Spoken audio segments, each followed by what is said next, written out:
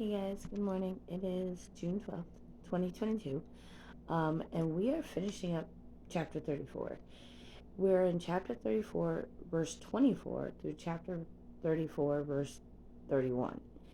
And we're going to see what sin does when it takes hold. So I'm just going to read it first and then we're going to talk about it. So all the men in the town council agreed with Hamor in Shechem, and every male in town was circumcised. But 3 days later, when their wounds were still sore, two of Jacob's sons, Simon and Levi, who were Dinah's full brothers, took their swords and entered the town without opposition. They slaughtered every male there, including Hamor and his son Shechem. They killed them with their swords, and then took Dinah from Shechem's house and returned her to their camp. Meanwhile, the rest of Jacob's sons arrived, finding the men slaughtered, and they plundered the town because their sister had been defiled there. They seized all the flocks and herds and donkeys. No, I couldn't read that word. Everything they could lay their hands on, both inside the town and outside in the fields. They looted their wealth and plundered their houses. They also took all their little children and wives and led them away as captives. Afterward, Jacob said to Simon and Levi, "You have ruined me. You have made me stink among all the people of this land, among the Canaanites and the Perizzites, and we are so few that they will join forces and crush us. I will be ruined, and my entire household would be wiped out. But why should we let them treat our sister like a prostitute?" They rest- they retorted angrily. Sorry, I was having trouble reading. So Jacob didn't listen to God. He didn't follow Esau. Jacob ended up somewhere he shouldn't have been. And then Dinah got raped. And then his sons killed everyone. And then his sons plundered and took everything, including the men's wives and children of the men that they slaughtered. And Jacob's response to all this was, "You ruined me. You ruined me, and now people are going to come after me, and all this stuff." And the last part of this chapter, the last part of this says they retorted angrily. Do you see it? It's like a giant snowball. It's a giant snowball that when we sin once, then it affects other people. And they sin. And I'm not saying that we are to blame for what other people do, because we're not. They are in control of what they do.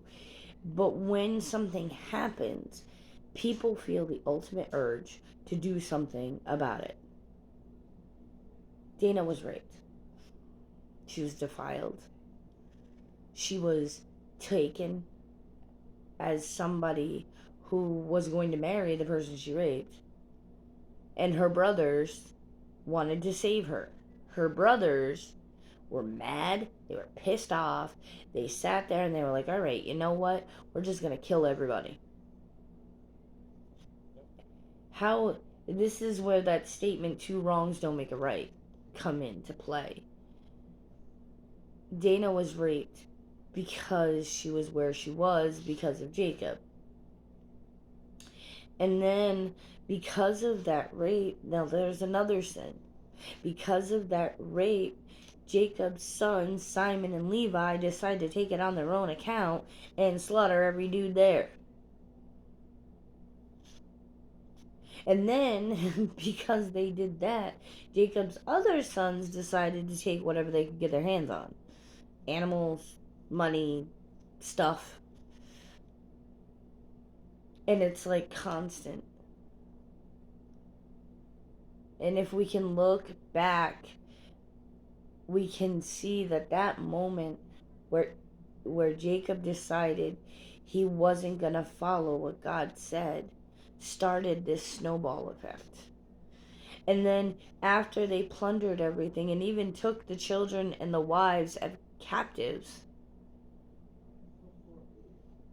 Jacob says, "You ruined me." So Jacob is turning this around, and Jacob is not acknowledging that he went to this place. Jacob is now saying, oh, these people are going to look bad on me. These people can, team up together and they can come after me. Jacob is not understanding. He played a part in this. He's not just the victim here. He played a part in it. And instead of acknowledging his part, he's turning it around and fully blaming someone else. Don't we kind of do that too? In those moments where we may see the snowball effect. We may see that one sin leads to another sin, to another, to another, to another. And instead of confessing our part, where we were in this chain of events, we blame somebody else because it's easier. It's easier to say you did this to me instead of saying I did this. I started the snowball effect, or I joined into the snowball effect. If you look at the heart of the matter is that Jacob's sons, Simon and Levi, wanted to protect their sister. That's not a bad thing. It's not a bad thing at all. It's noble, even, that they wanted to be there for their sister and they wanted to protect her. They wanted to rescue her. But it's what they did. That's the sin. The fact that they literally killed, I don't even know how many people. And then they took everything. They wanted to return their sister to their family. And in doing that, and in having that innate want,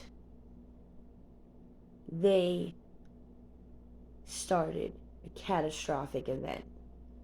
They killed all these men.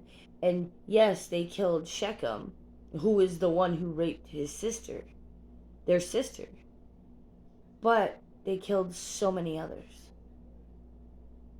Now, we can sit there and say, well, why everyone else? Well, when you're blinded with anger, when all you can see is red, you don't care who it's going to hurt or who it's going to affect.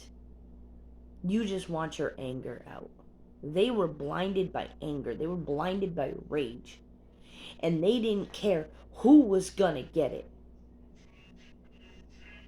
They didn't care who was going to get it. They just cared that somebody got it. And then on top of it, they wanted to pour salt in the wound. They took everything. And then when they were faced with their part of the sin, when they were faced with their part of the snowball, they were angry.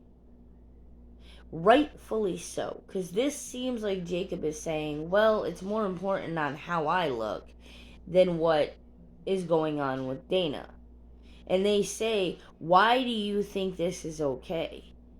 Why do you think them treating her like a prostitute is okay? And again, not a bad question, but it's how they deal with the question. It's not bad to want to defend somebody. It's not bad to want to take care of somebody or to try to restore somebody. That's not a bad thing. It's about how it happens. So my question to you is how do you deal with this? How do you deal with that innate want to maybe protect somebody or protect yourself? And is there a way, instead of joining into the snowball effect, is there a way to rely on God and to tell him what you need? I hope today you see Jesus in all you do. And I hope today you see God's promise all around you. And I hope you have a wonderful day.